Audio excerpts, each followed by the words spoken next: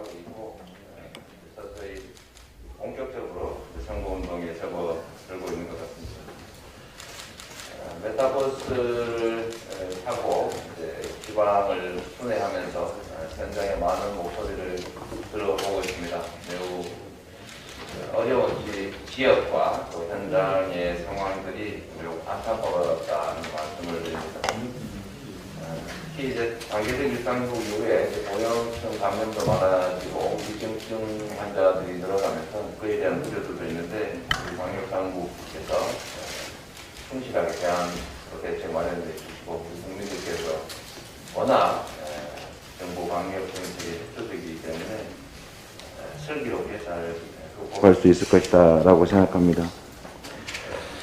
제가 지금 부울경 지역의 메타버스를 이용해서 현장의 목소리를 듣고 있는 중인데 역시 정말로 지방 소멸에 대한 우려, 또 불균형 발전 전략에 대한 비판, 또 암울한 미래에 대한 걱정들이 절실하다는 생각이 들었습니다. 부산의 스타트업 청년들 얘기를 들어보면 똑같은 얘기, 정말 일곱 여덟은 지역 소멸에 대한 이야기를 하고 인재를 구하기가 어렵다. 조금 이제 역량이 생기면 다 서울로 간다. 주된 이유는 생활 정주 요건 때문이다. 이렇게 얘기를 했습니다.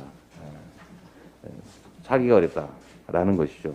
그 점에 대해서는 지역 균형 발전 정책을 통해서 재정적이든 아니면 정책에 대한 배려든 또 지방에 대한 각별한 고려와 고민이 필요하겠다는 생각이 들었습니다. 앞으로 우리 김두관 선대위원장님을 포함해서 이제 그 지역에 여러분들이 계신데 특히 메가시티 정책 그리고 지역 균형 발전 뉴딜 또 공공기관 이전 같은 균형 발전을 위한 정책들이 확고하고 신속하게 진척될 수 있도록 노력해 주시면 좋겠습니다. 지방 순회를 하면 아무래도 이제 가장 많은 사람들이 또 모이고 또 서민들의 생활 근거지라고 할 수 있는 전통시장을 많이 가게 됩니다. 그런데 많은 분들이 정말 전혀 예상하지 못할 정도로 환대해주고 환호해주는 이면에 보면 전통시장에 대한 이제 제가 만들어서 이제 권장해서 전국화된 지역 화폐 정책에 대한 호응도도 있지만 또 한편으로는 아니 이렇게 유용하고 우리 서민들한테 도움되는 지역 화폐 예산을 왜 이렇게 삭감을 해서 우리한테 이렇게 절망감을 느끼게 하느냐라는 얘기들이 상당히 있습니다. 제가 어느 지역에 가면 가급적 그 해당 지역에 지역 화폐를 구매해서 사용하려고 하는데 이제 올해 예산도 이미 다 떨어져 가지고 주로는 이제 온누리 상품권을 살 수밖에 없는 그런 상황들이 좀 안타깝다는 생각이 듭니다. 우리 홍남기 부총리 기재부 장관을 포함한 이 정책 결정 집행자 여러분들께서 따뜻한 방안의 책상에서 정책 결정을 하는 것이 현장에서는 정말로 멀게 느껴진다는 생각을 하고 또 현장도 좀 찾아보고 현장의 목소리도 좀 들으면서 지금의 우리 서민 경제가 국가 경제 총량은 좋아진다고 하지만 현장에서는 얼마나 어려운지를 좀 체감해 보시기를 권유합니다.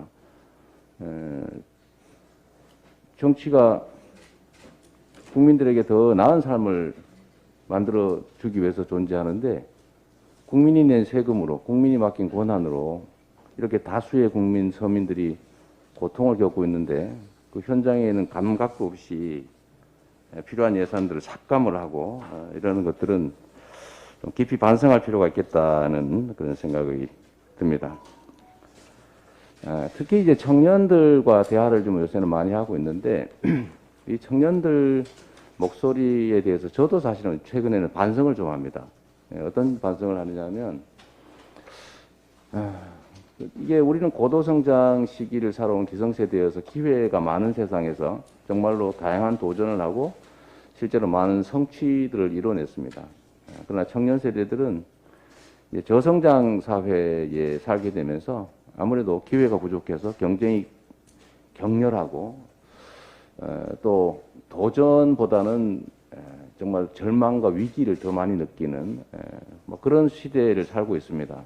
그런데 우리는 사실 청년들의 문제에 대해서 그럼 어려움이 있지라고 생각은 하지만 정말로 그들이 느끼는 고통에 대해서 공감하고 또 따뜻하게 감싸 안고 개선은 못할지언정 공감하고 들어주려는 노력이라도 절실하게 했는지에 대해서 저 자신이 사실은 최근에 좀 깊이 좀 반성되고 좀 아팠다라는 말씀드립니다. 어쩌면 기회 부족에 따른 정말 격렬한 이 경쟁 와중에서 탈락하면 우리는 정말 도태된다. 이런 위기감을 가진 청년 세대들의 그 절실한 어려움이 돼서 정말 그만큼 우리가 절실했느냐라고 생각하니까 저 자신이 그러지 못했다는 생각이 들었던 겁니다. 이제 을들끼리 사회적 약자인 청년들끼리 경쟁을 하고 또 갖가지 이름으로 마치 오징어 게임 속 한 장면처럼 편을 나눠서 누군가가 정말 제거돼야 내가 살아남을 수 있다는 식으로 뭐 극한 투쟁이 벌어지는 현장에서 아무도 내 얘기 들어주지도 않는다. 괴로운 것도 힘든 일인데 외롭다. 나 버려진 거 아니냐. 이런 생각을 했다는 느낌이 최근에 좀 들었습니다. 그래서 문제 해결은 근본적 해결은 서서히 하더라도 현재의 문제에 대해서 또 이 현재의 문제로 인해서 그들이 직접적으로 느끼는 고통에 대해서 공감하고 또 위로하고 또 들어라도 주는 그런 노력을 저부터라도 좀 더 많이 하도록 하겠습니다. 지금 오늘 아침 뉴스에 이런 게 나왔습니다. 뭐 우리가 이미 알고 있는 사실인데요. 가계부채에 관련해서 전 세계에서 또 이관왕을 했다. 첫째는 가장 높은 가계부채율, 두 번째는 가장 빠른 가계부채 증가율, 또 기록을 갱신했다고 합니다. 전체 경제는 좋아진다고 해서 초과세수까지 발생하지만 우리 서민 가계는 계속 빚이 늘고 전 세계에서 빚이 가장 많고 그런 어려움을 겪고 있습니다. 전 세계에서 코로나19를 맞이해서 GDP 대비 국민 지원금 규모를 따지면 지금까지 1.3%여서 다른 나라 보통 주요 국가의 10분의 1 정도에 불과합니다. 당연히 어려운 상황에서 경제는 나쁘고 또 소비는 해야 되고 빚이 늘어날 수밖에 없는 거죠. 이 문제에 대해서 우리 정치권이 정쟁에 빠져서 국민들의 삶을 돌보지 않는다는 비난을 듣지 않아야 된다고 생각합니다. 그래서 제가 제안을 하나 드리겠습니다. 윤석열 후보께서 수락연설할 때 이렇게 얘기를 했다고 합니다. 진보, 보수, 대한민국 따로 있을 수 없다. 국민 통합의 나라 만들자. 취임 후에 100일 안에 50조 원을 투자해서 자영업자 손실 보상하겠다. 이렇게 말씀하셨다고 합니다. 내년보다 지금이 더 급하고 더 중요합니다. 그래서 내년으로 미루지 말고 지금 재원 대책을 포함해서 지금 당장 어려운 소상공인 지원하고 또 소상공인의 매출을 늘려줄 수 있는 소비 쿠폰을 전 국민에게 공평하게 지급해서 가계소득도 지원하는 그런 정책들에 대해서 당대당 협의를 좀 해주시길 바랍니다. 그리고 내년에 해야 될 일이라면 올해 안 할 이유가 없고 내년에 50조 원을 마련한다고 해도 어차피 올해 예산 편성이 된 후에 추경으로 마련해야 되기 때문에 아마 분명히 재원 대책을 가지고 말씀하셨을 것으로 추측이 됩니다. 그렇다면 내년 추경에 마련할 예산을 이번 본 예산 과정에서 마련하지 못할 이유가 없습니다. 그래서 이 문제에 대해서 국민을 내가 당선되면 해주겠다고 속여서 자신의 목적을 이루려는 것이 아니라면 지금 단계에서 충분히 협의해 주시도록 요청드립니다. 그리고 제가 저 사전회의에서 잠깐 말씀드렸습니다만 우리 국민들께서 더불어민주당에 대해서 정말로 큰 기대를 가지고 압도적 다수 의석을 확보해 주셨습니다. 그런데 지금은 그 높은 기대만큼 실망으로 변질되고 있는 느낌을 제가 지울 수가 없습니다. 여러 가지 요인이 있겠지만 그 중에 한두 가지만 말씀을 드리면 제가 느끼기로는 기민함이 좀 부족하지 않으냐. 즉 현장의 이 어려운 문제들에 대해서 또 해야 될 일들에 대해서 좀 더 민감하게 또 신속하게 반응하고 크지 않더라도 작은 결과라도 만들어내 주길 바라고 계신 것 같습니다.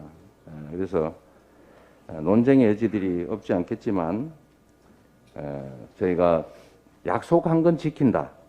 이런 거 반드시 보여드려야 될 것 같고요. 두 번째는 우리는 불합리한 일 하지 않는다.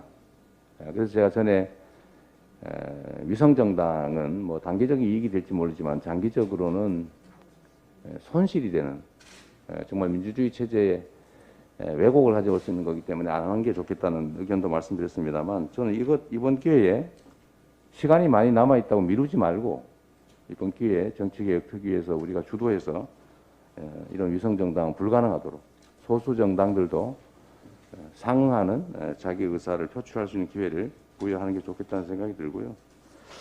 네, 국민주권주의 또 정치개혁이라는 측면에서 논란들이 있습니다만 면책특권에 대해서도 조금 신속한 좀 우리가 대책을 강구해서 현실적인 결과를 만들어내면 좋겠습니다. 일부에서 헌법에 이제 국회 내에서의 발언에 대해서 국회 밖에서 책임지지 않는다. 즉 소위 말하는 이제 면책특권이라고 하는 게 있는데 법으로 그걸 제한할 수 있느냐 이런 얘기들이 있다고 합니다. 그런데 제가 배운 헌법학에 의하면 국민의 기본적 인권조차도 공공복리나 필요에 의해서 제한할 수 있습니다. 당연히 면책특권은 보호돼야 되지만 모해, 그러니까 누군가를 해치기 위해서 사적 이익을 얻기 위해서 알면서도 허위사실을 공표하는 경우까지 보호해야 되느냐. 이거는 면책특권의 본질적 한계를 침해하는 것도 아니고 가짜뉴스로 오히려 민주주의를 훼손하는 것이기 때문에 충분히 법률로 제한할 수 있다고 저는 판단합니다. 뭐 헌법학자들도 그렇게 얘기하고 있으니까 그런 점들이라든지 뭐 국민 소환제도 뭐 필요하면 해야 되겠죠. 이런 것들을 포함해서 가능하면 신속한 결과물을 만들어 드리는 것이 압도적 지지를 보내주셨던 그러나 지금은 실망으로 선회하려고 하는 우리 국민들께 우리가 최소한의 도의를 다하는 것이다 이런 생각이 듭니다.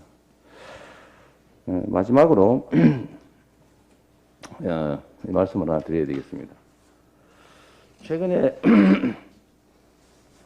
화천대유 관련 비리나 또 윤석열 일가의 뭐 본인을 포함해서 본부장 비리라고 보통 하지 않습니까? 이런 비리 혐의에 대한 검찰의 수사가 매우 미진하다 그런 생각을 떨쳐버리기 어렵습니다. 특히 화천대유 관련해서는 첫째는 이 부정자금을 조달하는 단계에서 저축은행, 부산저축은행 대출 비리가 있었고 그거를 윤석열 후보가 주인 검사로서 알면서도 이걸 입건하지 않거나 또는 무혐의 처분해서 그들이 이런 토건 비리를 저지를 토대를 만들어줬다는 점에 대해서 전혀 수사를 하지 않고 있습니다. 이 화천대유의 뿌리 아니겠습니까? 첫 출발점. 두 번째로는 하나은행이 무려 7천억 거의 대부분의 자금을 부담하면서 이익 배당은 알 수 없는 누군가에게 전부 몰아주는 설계를 했는데 이거야말로 배임 혐의 아니겠습니까? 또 30억인가 밖에 배당을 안 받고 다른 뭐 1%인지 뭐 이거 투자한 측은 4천억 가까이 이렇게 배당을 받았는데 그 설계를 한 그런 배임적 설계를 한 것에 대해서 왜 수사를 하지 않느냐 그런 의문이 또 있습니다.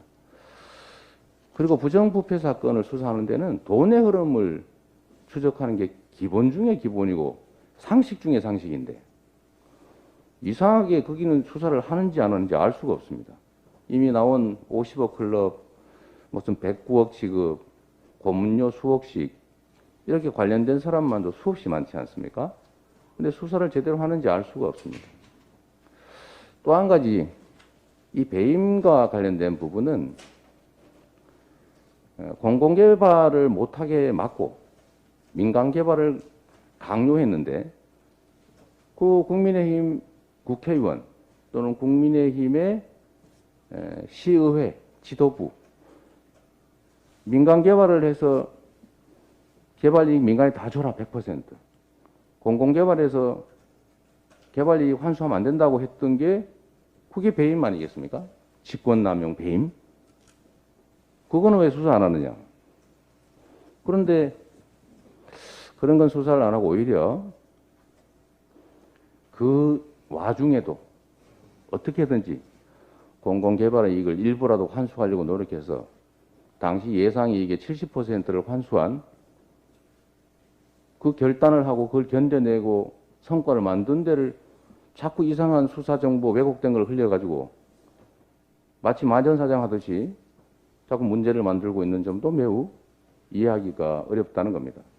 그래서 최초 자금 조성 경위에 관여된 윤석열 후보의 직무유기, 또 국민의힘 그 공직자들의 공공개발을 막고 민간개발을 강요한 그야말로 배임행위, 직권남용, 그다음에 하나은행에 거액의 대출을 하면서도 배당을 전혀 받지 않고 그 배당을 전부 특정인에게 몰아준 배임 설계, 이 돈의 흐름, 여기에 대한 수사를 좀 더 신속하게, 엄정하게 제대로 해 주시기를 촉구합니다. 지금 특검 논란이 자꾸 있는데 제 입장은 분명합니다.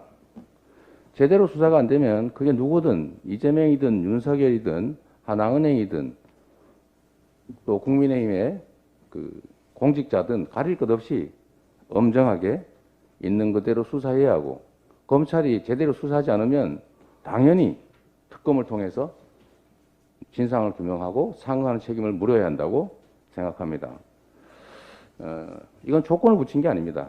일단은 기회를 주고 충실히 수사하도록 저희가 기다려보되 그걸 영원히 기다릴 수는 없는 것이고요. 일정 정도 제대로 안 한다 싶으면 당에서 강력하게 예외 없이 특검을 시행하도록 하는 게 좋겠습니다. 뭐 분명히 말씀드리지만 제가 거기 사적 이해관계를 가졌다면 부산 LCT처럼 그냥 민간에 아는 데다가 사업자 지정해주면 그만이죠. 그런데 뭘 하려고 그거를 굳이 경쟁을 시켜가지고 또 공동개발해서 가장 이익을 많이 내는 데를 선정하게 하고 또 그 선정 후에도 실시계획 인가권을 행사해가지고 1,100억을 추가로 또 부담을 시켜서 환수하는 걸 했겠습니까? 근데 이 국민의힘도 자신들이 공공개발을 막고 또 민간개발에 100% 개발 이익을 주려고 하다가 일부 실패해서 저희가 70% 환수했는데 나머지 30% 민간개발 이익에 달려들어서 그 작물을 나눠 먹은 게 본인들 아닙니까? 근데 어떻게 저렇게 적반하장으로 상대방한테 책임을 떠넘기는지 이해가 안 됩니다. 작물을 찾아오는 행위는 잘한 일이고 그거를 못하게 막고 도둑과 결탁했던 국민의힘이 그 작물을 열심히 찾아온 우리 국민의 일꾼에게 또 동네 모습에게 그렇게 책임을 전가하고 왜 다 못 찾아왔느냐, 왜 우리가 도둑질을 다 못하게 했느냐는 아주 말이 안 되는 이상한 소리를 하고 있는 점들을 다시 한번 지적합니다. 고맙습니다.